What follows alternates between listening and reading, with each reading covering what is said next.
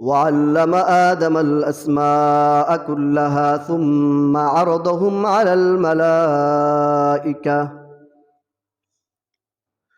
على الملائكة فقال أنبئوني بأسماء هؤلاء إن كنتم صادقين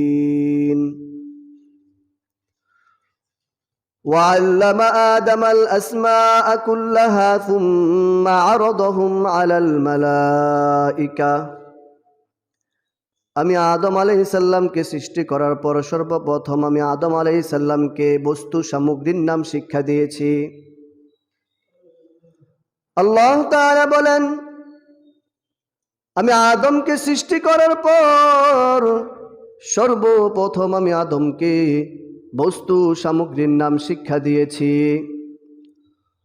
অতঃপর সে সমস্ত বস্তু সামগ্রী ফেরেশতাদের সামনে নিয়ে এসে বলল, ফাকালা আনবিউনি বিআসমাই হাউলাই ইন কুনতুম সাদিকিন। হে ফেরেশতারা, এই সমস্ত বস্তু সামগ্রীর নাম তোমরা বলে দাও যদি তোমরা সত্যবাদী হও। এই আয়াতের অর্থের দ্বারা বোঝা যায় যে আল্লাহ তাআলা সর্বপ্রথম আদম আলাইহিস সালামকে সৃষ্টি করার পর সর্বপ্রথম আল্লাহ তাআলা আদম আলাইহিস সালামকে ইলম শিক্ষা দিয়েছেন। আল্লাহ তাআলা আদম আলাইহিস সালামকে বস্তু সামগ্রীর নাম শিক্ষা দিয়েছেন। আল্লাহ তাআলা আদম আলাইহিস সালামকে ইলম শিক্ষা দেওয়ার পর আল্লাহ তাআলা আদম আলাইহিস সালামকে পরীক্ষা করলেন।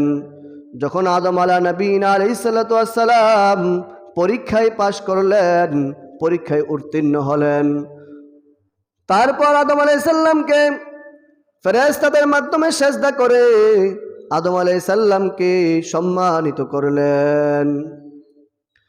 অতঃপর আদম আলাইহিস সালামকে বললেন, হে আদম, তুমি জান্নাতে যাও এবং যেখান থেকে ইচ্ছা হয় সেখানেই তোমরা ঘোরাফেরা করো, আর যা ইচ্ছা হয় তোমরা তা ভক্ষণ করো। আল্লাহ তাআলা সূরাতুল বাকারার ৩৫ নম্বর আয়াতে আল্লাহ তাআলা বলেন,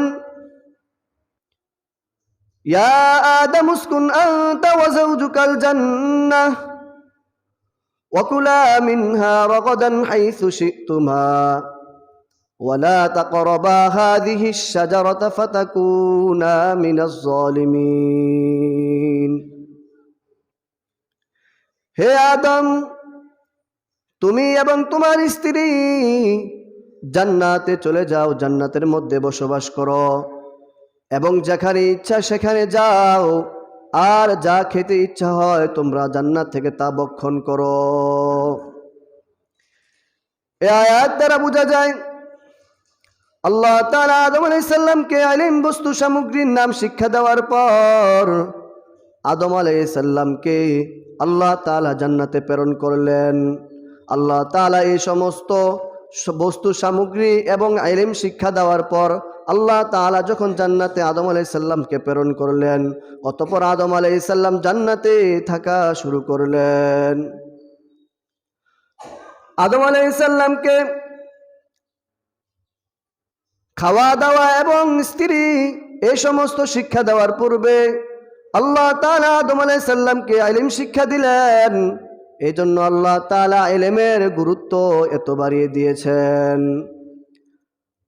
আজ মানুষের মধ্যে ইলম থাকার কারণে, জ্ঞান থাকার কারণে মানুষ মানুষকে সম্মান করে এবং অন্য অন্য পশু পাখি এবং জীবজন্তুরাও মানুষদেরকে সম্মান করে, তাজিম করে, একমাত্র শুধু এই ইলম জ্ঞান থাকার কারণে।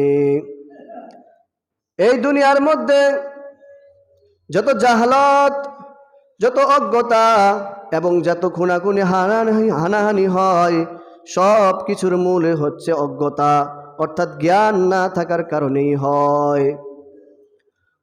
এজন্য আল্লাহ তাআলা যখন কুরআনুল কারীম নাজিল করেন, আল্লাহ তাআলা কুরআনুল কারীমের প্রথম শব্দটি আল্লাহ তাআলা ইকরা বলে নাজিল করলেন। ইকরা অর্থাৎ পড়ো, এর মর্মার্থ হচ্ছে এমন জ্ঞান অর্জন করো। বলে সেটা কোন জ্ঞান? সেটা এমন জ্ঞান যা দ্বারা রবের পরিচয় জানা যায়।